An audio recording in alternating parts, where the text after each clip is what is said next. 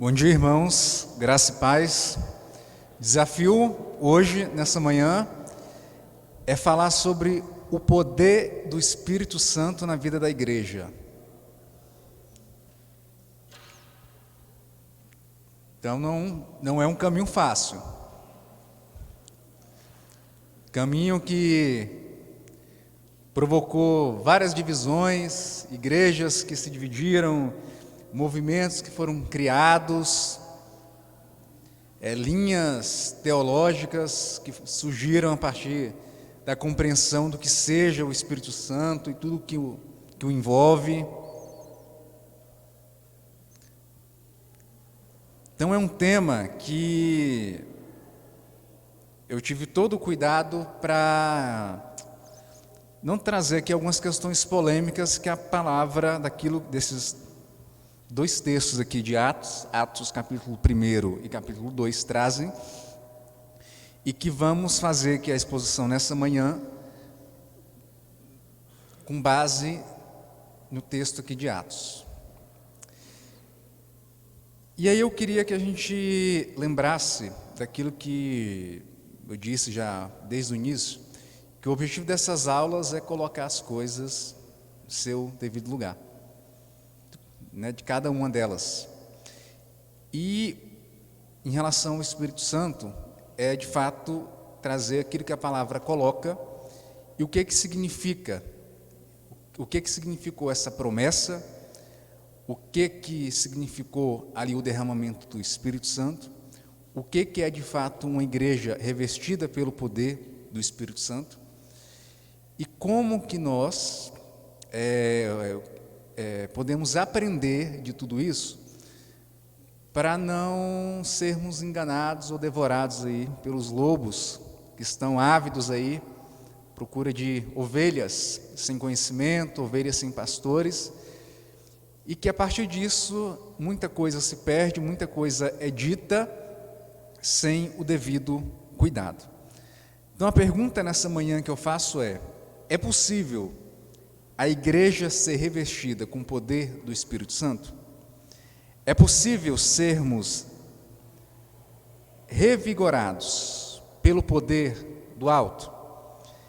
É possível sermos tomados por uma convicção verdadeira, genuína, de pecado, dos nossos pecados, e de fato termos uma sede profunda de Deus? Porque muitas vezes as pessoas acusam, principalmente algumas igrejas mais tradicionais, como é o caso da nossa, como sendo igrejas frias, igrejas em que o louvor não é aquele louvor, de que a palavra não mexeu comigo, muitas vezes buscando dar um tom do místico, do exótico, como se essas coisas estivessem relacionadas ao Espírito Santo.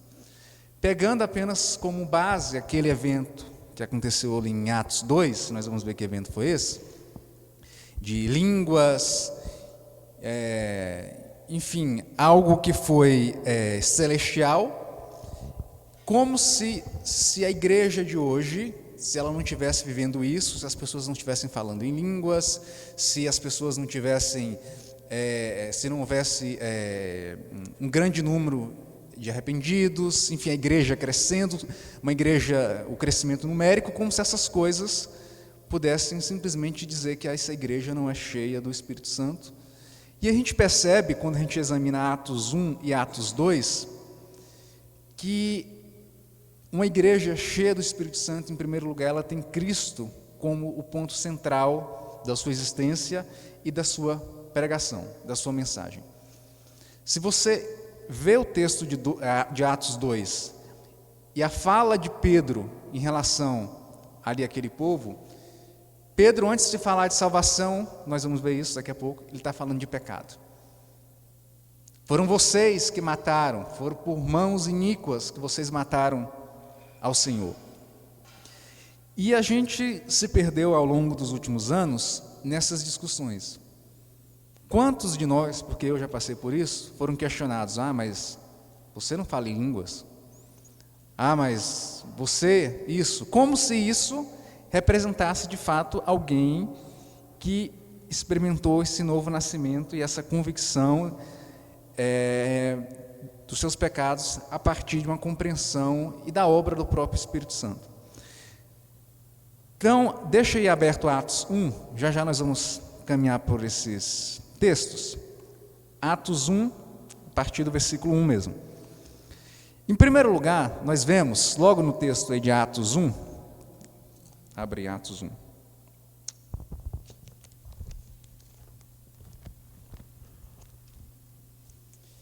Que o Espírito Santo, ele foi, uma promessa, que desde lá Joel já havia essa promessa em relação ao Espírito Santo. Lá em Joel 2, versículos 28 a 29, eu vou ler aqui para a gente poder ganhar tempo, dizia o seguinte: E acontecerá depois que derramarei do meu Espírito sobre toda a carne, vossos filhos e vossas filhas profetizarão, vossos velhos sonharão e vossos jovens terão visões. Até sobre os servos e sobre as servas derramarei o meu Espírito naqueles dias. O versículo 4 aí de Atos 1 diz o seguinte, Atos 1, versículo 4: E comendo com eles, determinou-lhes que não lhes ausentassem de Jerusalém, para que esperassem a promessa do Pai, a qual disse ele, de mim ouvistes. Essa promessa do Pai é a promessa que foi estabelecida aqui em Joel. Quando quem diz essas palavras aqui no início é o próprio Senhor Jesus. Então, naquele momento da ascensão dele, e naquele período em que os discípulos, eles ficam sem o Senhor Jesus, que é o evento ali, aquele período de tempo antes do Pentecostes. Nesse momento, os discípulos e todos aqueles que estavam ali em volta, eles ficam num momento ali de espera, num momento de questionamentos, porque eles estão numa cidade que foi, digamos, o sucesso deles, que foi o conhecimento de Cristo, que é Jerusalém, mas uma cidade também que representou a própria morte de Cristo. Então, se imaginarmos nesse cenário em que o Senhor Jesus acaba de ser crucificado, há uma oposição, há um desafio também, que a gente vai ver inclusive mais à frente no livro de Atos, mas aqui já está nesse contexto, dessa relação do mundo judeu com o cristianismo, já a introdução dos costumes judaizantes, da influência dos judeus em relação à fé cristã. E inclusive vai ter um debate mais à frente lá em Atos 17. E o Senhor Jesus então fala: esperem a promessa do Pai. E essa espera, ela vai ser resultado de uma espera obediente. No versículo 5, nós vamos ver que essa espera do Espírito é resultado de uma expectativa de vida de poder. Por quê? Porque João, na verdade, batizou com água, mas vós sereis batizados com o Espírito Santo. Não muito depois destes dias. No texto de Lucas, nós vamos ver essa clareza. O batismo com o Espírito Santo vai representar poder. Que poder é esse? O poder do Evangelho. É o poder do Evangelho. É o poder de dizer o que é o Evangelho. Vocês vão entender com clareza isso que eu estou dizendo. Por que o batismo com o Espírito Santo é o poder do Evangelho, quando a gente for analisar aqui o capítulo 2 de Atos, as falas de Pedro logo após. Porque quando há o Pentecostes, há a descida realmente do Senhor Jesus, a gente pensa que aquele ato em si foi um milagre, como se aquilo representasse o principal. E nós vamos ver que, inclusive, naquele episódio, nós tivemos pessoas zombando, pessoas que foram colocadas ali como embriagadas. Nós vamos ver, inclusive, um certo ceticismo em relação àquilo que tinha acontecido. Então, o evento em si não é o milagre. Então, não vai ser o milagre em si que vai fazer com que as pessoas se convençam de quem é Cristo e de quem é o Espírito Santo. Perceba que nós não podemos olhar para o milagre, para o evento em si. Precisamos olhar para aquilo que está em volta. E essa busca do Espírito Santo, versículo 14, nesse período enquanto eles aguardavam, versículo 14, capítulo 1, versículo 14, todos estes perseveravam unânimes em oração, com as mulheres, com Maria, mãe de Jesus, e com os irmãos dele. Então, essa espera pelo Espírito Santo, ela foi precedida de uma oração unânime. Todos aqueles que estavam em volta de Jesus, os discípulos, as mulheres, todos estavam orando unânimes. E foi uma oração perseverante. Perseveravam unânimes. Quem lembra quantos dias eles oraram antes desse período? Ali entre a Páscoa e esse período aqui? 50 dias. Foi um período de 50 dias de espera. Todos oravam unânimes no mesmo sentido, pelo Espírito Santo, pela promessa que o próprio Senhor Jesus fez. E o que foi então o derramamento do Espírito Santo ali na igreja primitiva? Porque o Senhor deu e deixou o seu Espírito Santo à igreja.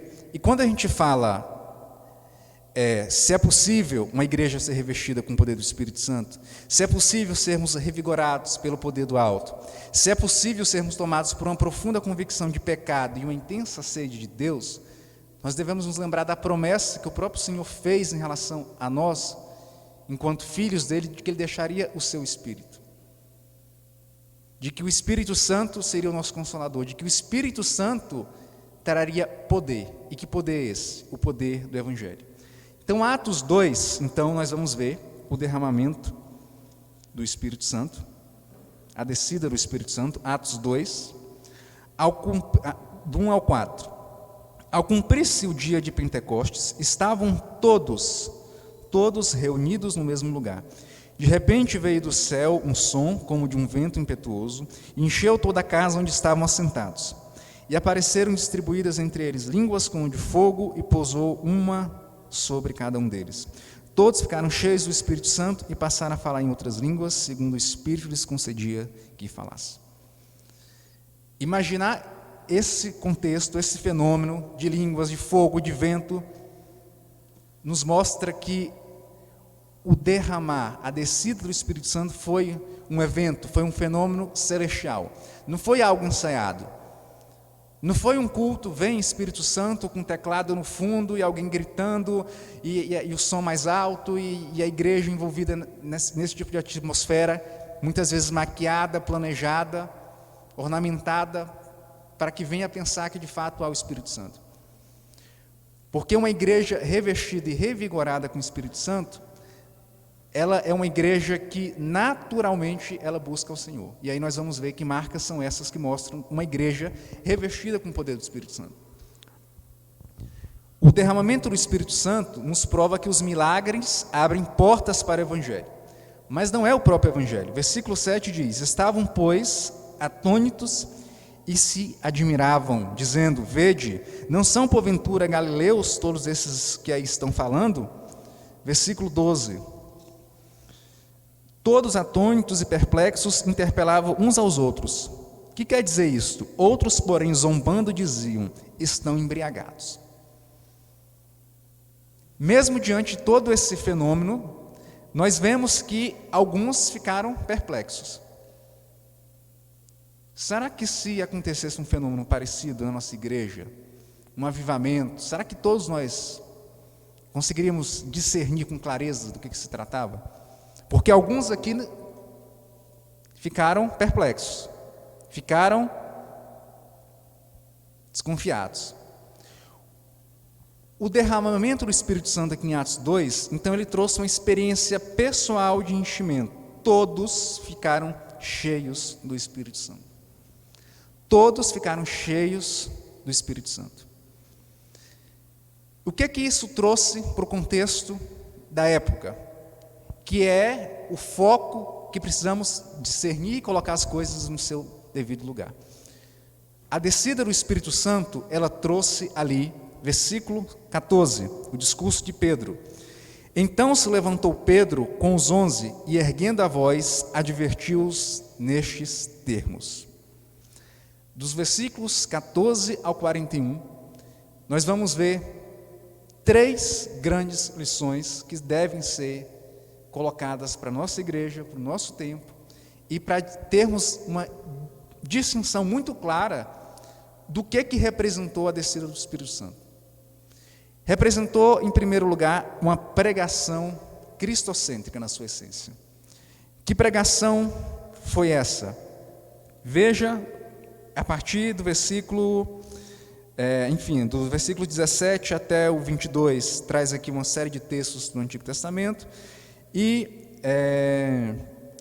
só um segundinho aqui que eu perdi a anotação.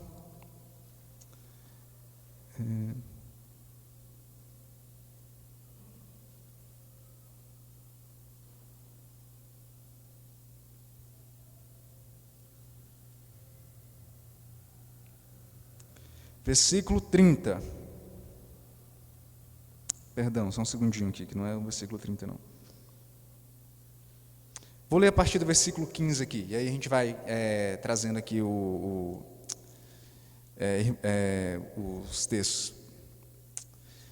Na verdade, versículo 36. Esteja absolutamente certa, pois toda a casa de Israel, de que a este Jesus que vós crucificastes, Deus o fez Senhor e Jesus. A esses que vocês, o povo, crucificou, Ele, o Senhor Deus, o fez Senhor.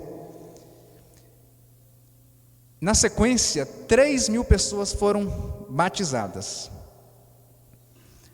Mas o batismo, ele precedeu arrependimento. Versículo 37, 38. Respondeu-lhes Pedro: arrependei-vos e cada um de vós seja batizado em nome de Jesus Cristo para a remissão de vossos pecados e recebereis o dom do Espírito Santo. Pois para vós outros é a promessa, para vossos filhos e para todos que ainda estão longe, isto é, para os quanto o Senhor nosso Deus chamar. Com muitas outras palavras deu testemunho e exortava-os dizendo: salvai-vos desta geração perversa. Então os que lhe aceitaram a palavra foram batizados, havendo um acréscimo naquele dia de quase 3.000. Pedro, com a descida do Espírito Santo, ele deixa no lugar devido quem é Cristo. Será que em alguns meios, eu não vou nem colocar igrejas, mas em alguns meios, que se colocam como avivados, igrejas que vivem aí no contexto do Espírito Santo, será que a mensagem do Senhor tem sido pregada? Uma mensagem que fala de arrependimento, de remissão de pecados. Batismo, ele vem depois do arrependimento. Uma pregação clara em relação às exigências. Uma pregação que se mostra eficaz quanto a seu propósito. Que propósito é esse? Arrependei-vos. Arrependei-vos. E naquele dia, mais de 3.000 foram batizados, porque houve arrependimento. Uma pregação que se mostrou específica quanto à sua promessa. Que promessa é essa? Vocês vão receber o Espírito Santo, mas se arrependam. Uma pregação que se mostrou vitoriosa quanto aos resultados, porque foi pregado o Evangelho e houve arrependimento, houve o acréscimo. Então essa pregação, ela alcançou o seu propósito. E o que é então uma vida cheia do Espírito Santo? Uma igreja cheia do Espírito Santo. O que mostra? O que responde essa nossa pergunta? Como é possível uma igreja ser revestida do Espírito Santo? O que esse texto de Atos 2 diz? Diz que essa igreja ela tinha um compromisso com a palavra de Deus. Esses irmãos aqui, eles perseveravam na doutrina dos apóstolos e na comunhão.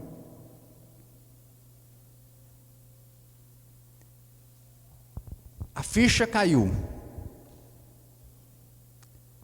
Por que o tempo inteiro nós ficamos pedindo coisas extraordinárias, sendo que a palavra diz: volte para a palavra.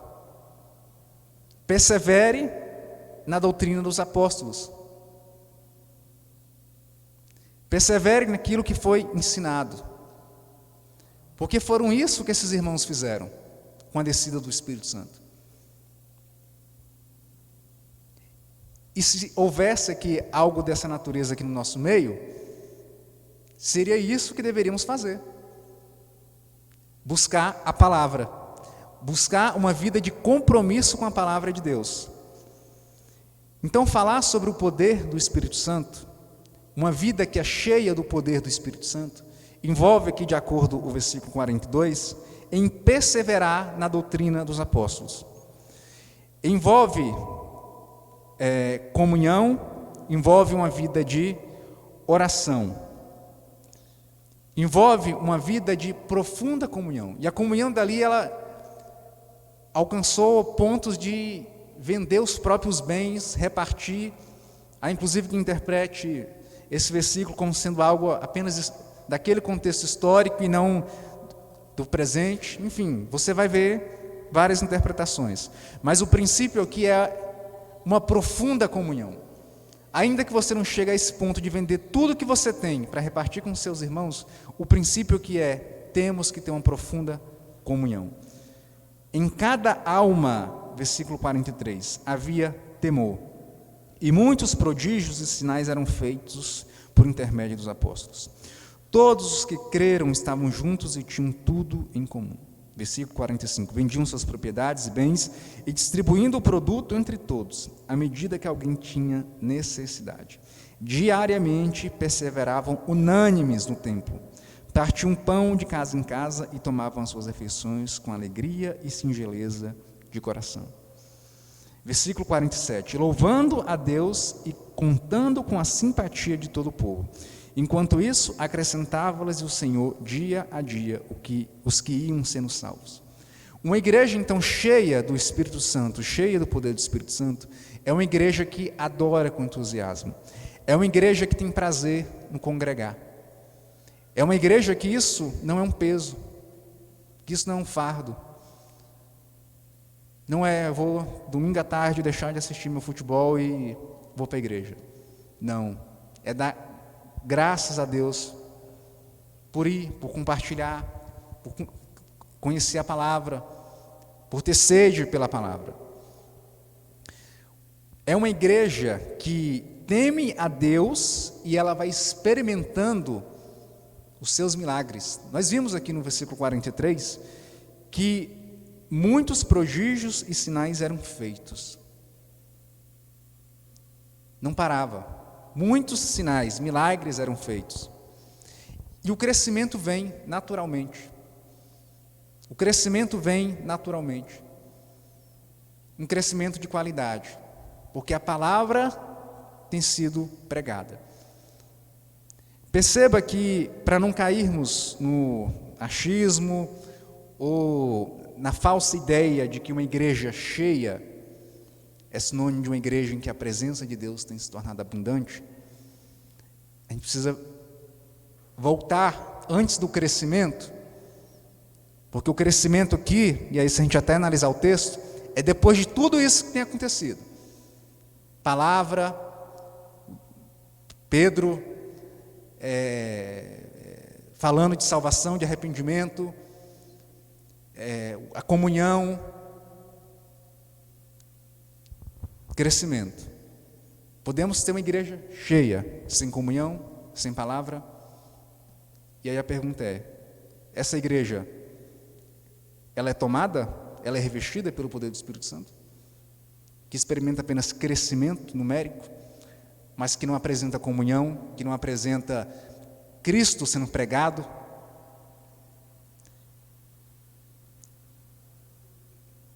Qual é, então, a marca? Um segundinho.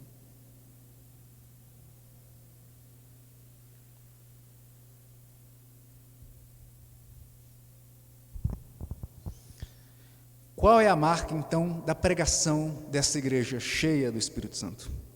Quais as marcas, então?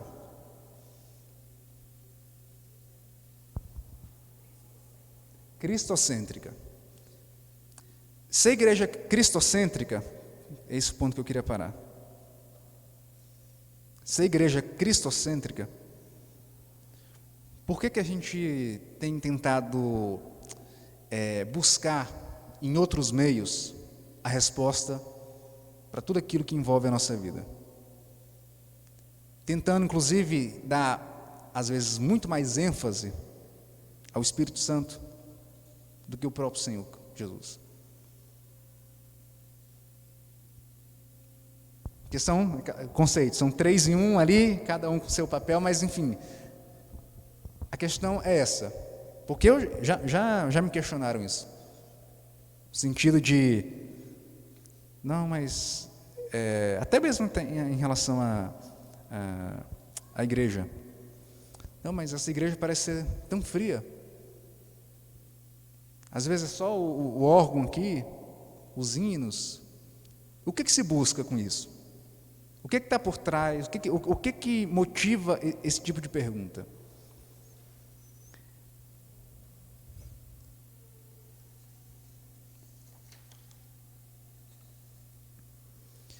Uma pregação cristocêntrica, veja aí o versículo 23 de Atos 2.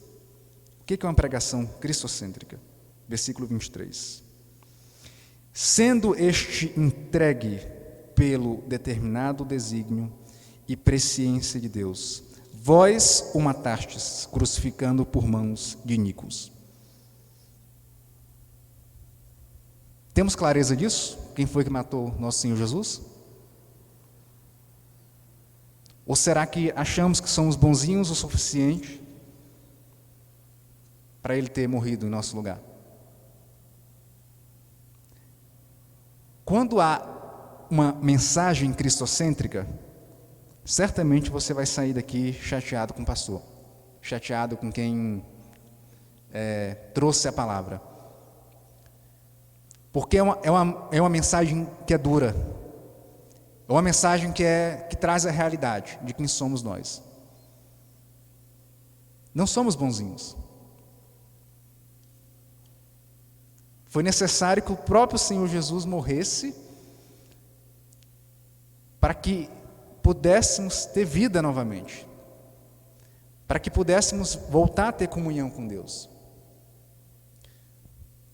O versículo 24 ao 32, na verdade, versículo 24 ao 32, nos mostra que não adoramos um Cristo que morreu. Adoramos um Cristo que vive, que ressuscitou. Adoramos um Cristo que foi vitorioso sobre a morte e sobre o pecado. Porque não basta apenas falar que Cristo morreu. Precisamos anunciar sua vitória sobre a morte e sobre o pecado. Versículo 24. O qual, porém, Deus ressuscitou, rompendo os grilhões da morte, porquanto não era possível fosse ele retido por ela. Versículo 32. A este Jesus, Deus ressuscitou, do que todos nós somos testemunhas. Uma mensagem que coloca Cristo no seu devido lugar. Uma igreja cheia do Espírito Santo é uma igreja que fala de quem é esse Jesus, que fala da sua vitória sobre a morte. É uma igreja que, versículo 33, exalta Cristo, exaltado, pois, à destra de Deus, tendo recebido do Pai a promessa do Espírito Santo. Derramou isto que verdes e ouvis. E é uma igreja, principalmente, que fala do senhorio de Cristo. Versículo 33. esteja absolutamente certa, pois toda a casa de Israel, de que a este Jesus, que vos crucificastes, Deus o fez Senhor e Cristo. Ele se fez Senhor. Quem somos nós para exigirmos alguma coisa dele? Quem somos nós para exigirmos alguma coisa diferente do que a palavra coloca? Quem somos nós para questionarmos o poder e a autoridade do Senhor? Uma igreja cheia do Espírito Santo, quando percebe de fato quem é o Senhor, é uma igreja que é tomada por uma profunda convicção dos seus pecados. É uma igreja profundamente comprometida com buscar ao nosso Senhor. Porque olhar para os nossos pecados e olhar para a obra de Cristo e ver o abismo, a distância que existe entre a obra de Cristo, quem somos nós, por que Ele fez isso, nos leva a essa tomada realmente de uma convicção de arrependimento. Uma igreja que é tomada pela plenitude, como eu coloquei aqui na pergunta inicial, do Espírito Santo, é uma igreja em que há arrependimento. Não é uma igreja que fica escondendo os seus pecados. É uma igreja que confessa os seus pecados. Porque é uma igreja que entende que o Senhor Jesus morreu por conta dos meus pecados. Ele morreu, mas Ele vive. A mensagem central do Evangelho tem sido pregada. Então, quando a gente ouvir algumas questões como o que é o poder do Espírito Santo na vida da igreja? Ah, mas essa igreja não é tomada pelo poder do Espírito Santo. O que significa isso? A gente precisa olhar para as Escrituras e entender o que foi a descida do Espírito Santo. O que estava por trás dessa promessa. O espaço que houve entre a descida do Espírito Santo, a oração, a perseverança, aquele contexto dos apóstolos. O que significou a descida e o que ela trouxe de imediato para a vida daqueles que experimentaram isso. Aquele fenômeno extraordinário, celestial, que, por exemplo, no caso das línguas, o episódio de Babel houve confusão, mas as línguas ali era clareza. O que significa, o que houve naquele contexto? O que trouxe depois daquele evento? Houve um discurso muito forte, muito contundente de Pedro em relação a Cristo, da obra de Cristo, confirmando a promessa que já havia sido feita por intermédio dos profetas, Cristo sendo colocado no seu devido lugar e ação. Ação. Que tipo de ação? Palavra. Perseveraram na palavra. Comunhão. Crescimento. Por que a igreja dos dias de hoje quer viver um poder do Espírito Santo diferente disso? Diferente de buscar a palavra, diferente de confiar nas promessas, diferente de comunhão, de congregar, de um crescimento que é experimentado a partir de todo esse conjunto, de uma igreja saudável. O poder do Espírito Santo não é um planejamento humano. O próprio Espírito que nos convenceu do pecado. Devemos ter esse sentimento de arrependimento. Arrependei-vos. Batizem, mas arrependei-vos, senão vocês vão tomar banho de água. E aqui é gelado ainda, não é nem quente. Arrependei-vos. Não adianta nada você vir para um culto, ou talvez de repente pensar, não, vou mudar de igreja porque a palavra não mexe comigo, o louvor não provoca nada, a emoção. E achar que se você for para um outro contexto e alguém falar em línguas e o teclado na hora da pregação vai fazer com que você chore e por aí vai, talvez você esteja enganado. Talvez você seja devorado por aqueles que não compreenderam o Evangelho. A descida do Espírito Santo e uma igreja que é revestida pelo poder do Espírito Santo, ela tem essas marcas que eu falei. uma pregação cristocêntrica, um profundo arrependimento, quebrantamento em relação aos pecados, e uma igreja que enfrenta as crises, esse tempo de espera, porque estamos também, assim como eles aqui, num período de espera. O Senhor Jesus tinha feito uma promessa que voltaria, voltou em poucos dias ali para eles. E nós também temos essa promessa da espera. Como que nós estamos aguardando esse tempo? Convictos, alimentados realmente pelas promessas que o próprio Senhor fez, porque a promessa que Ele fez aqui para os apóstolos, Ele cumpriu. E Ele também fez promessa para nós. E Ele falou que deixaria e como deixou, porque é por isso que nós estamos aqui, o Seu Espírito Santo, para nos ajudar nessa caminhada. E devemos meditar sobre isso, sobre esse período de espera, sobre qual tem sido a direção que eu tenho dado à minha vida a partir daquilo que a própria palavra diz. Eu tenho buscado a palavra, eu tenho tido comunhão.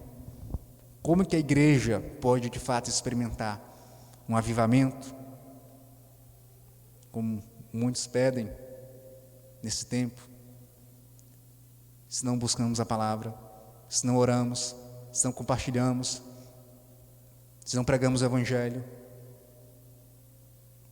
A descida do Espírito Santo, ela provocou o poder, que foi o poder do Evangelho. O Evangelho foi pregado com clareza. Nessa manhã, então, eu queria concluir deixando as seguintes lições.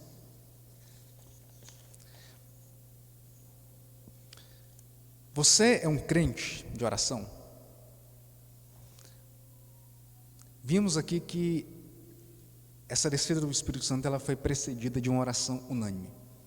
Você tem orado? Você tem se quebrantado diante de Deus e buscado realmente a Deus na sua intimidade? Você tem falado ou você conhece as grandezas de Deus? Você conhece Deus profundamente? Você tem pregado a palavra de Deus? Responder essas perguntas vai te ajudar a responder a primeira pergunta que eu fiz em relação à igreja. Se essa igreja é uma igreja cheia do Espírito Santo e se você é um crente cheio do Espírito Santo. E quando eu falo cheio do Espírito Santo, é porque a gente precisa separar que o arrependimento, ele já foi operado pelo Espírito Santo. Só que esse viver abundante, ele também precisa ser guiado, precisa ser buscado por meio do Espírito Santo. A nossa igreja e a sua vida, ela vai refletir o Espírito Santo se você tentar responder essas 3 perguntas. Oração, você tem orado? Temos visto aqui em vários outros textos da palavra, grandes obras, grandes coisas, elas acontecem quando elas são precedidas de muita oração, de muito quebrantamento. E desprezamos muito a oração. Damos pouco valor à oração. A oração não é, como alguns dizem aí, a alavanca que muda Deus, não. A oração é o que nos muda, é o que nos transforma. Deus vai continuar sendo igual Ele tem sido desde o início da história. Ele não vai mudar. Somos nós que temos que mudar. E a oração nos ajuda a isso, a compreender, a termos vergonha das nossas orações, tão distantes às vezes dos propósitos de Deus. Conhecer as grandezas de Deus. Olhe os salmos, olhe a história, as grandezas, os milagres. Grandes homens, mulheres que passaram por grandes lutas, mas, e aí a expressão é essa mesmo, mas, sempre você vai ver lá na Bíblia, mas, porém, no entanto, quando tudo está ruim, Deus coloca um mais e diz, agora aqui eu vou entrar na história. E as coisas são solucionadas. E pregue a palavra de Deus. O Senhor Jesus falou que quem crê em mim, rios de água viva fluirão do seu interior. Se você quer experimentar uma vida de poder, creia no Senhor Jesus. Não há como você viver uma vida plena se você não crê no Senhor Jesus. Se você não crê, não adianta. Você está perdendo seu tempo. Se você ainda não foi de fato transformado, e se a ficha ainda não caiu, se você tem vindo aqui à igreja e feito apenas críticas sobre essas questões externas, se ainda não houve um contato profundo com o Evangelho, você tem perdido tempo. 10, 20, 30 anos e num belo dia, afastai-vos de mim, não vos conheço. Mas eu ouvi falar, não é ouvir falar, é entender o porquê que ele morreu, é entender por que a cruz está vazia, é entender o que significou e o que significa a morte dele para a minha vida. O poder do Espírito Santo serve para nos convencer do pecado e serve para nos fazer viver uma vida plena, com os propósitos mais simples: conhecer a palavra, comunhão, pregação do Evangelho. Grandes milagres, grandes obras são feitas a partir disso. Alguém gostaria de completar alguma coisa, pastor?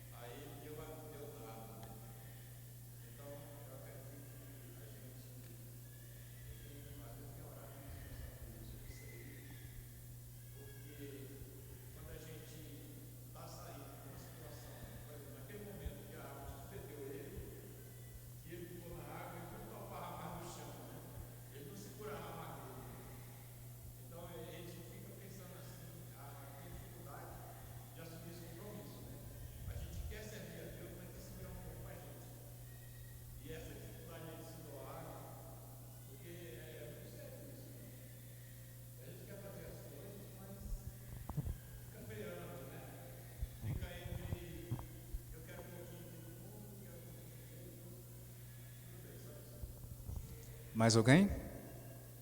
Não? Então vamos encerrar então, vamos orar, agradecendo a Deus.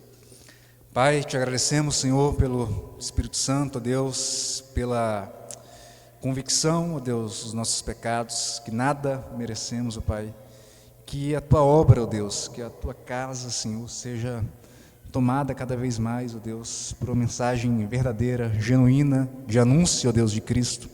Que ainda que isso, ó Deus, incomode os nossos corações, as nossas mentes, que possamos ser quebrantados, ó Deus, que possamos sermos tomados, ó Deus, por uma profunda convicção, ó Deus, dos nossos pecados, que possamos nos arrepender, Senhor. Que antes de buscarmos, ó Deus, algumas coisas que fazem parte, na maioria das vezes, questões terrenas, mundanas, possamos nos voltar, Senhor, para Ti, que possamos Te buscar, que a Tua igreja, Senhor, compreenda de fato o que é o poder do Espírito Santo, Deus, que possamos nos voltar para as Escrituras, crescer, aprender cada vez mais, Senhor, do Senhor, e não de achismos e de coisas que são colocadas aí, que servem muitas vezes para alimentar ganâncias, riquezas, enfim, impérios, e totalmente distantes, ó Deus, da simplicidade do Evangelho, Senhor, que é a morte, que é a redenção, que é a remissão dos nossos pecados, Senhor. Se nós oramos e agradecemos, em nome de Jesus, amém. Amém. Então, encerrado.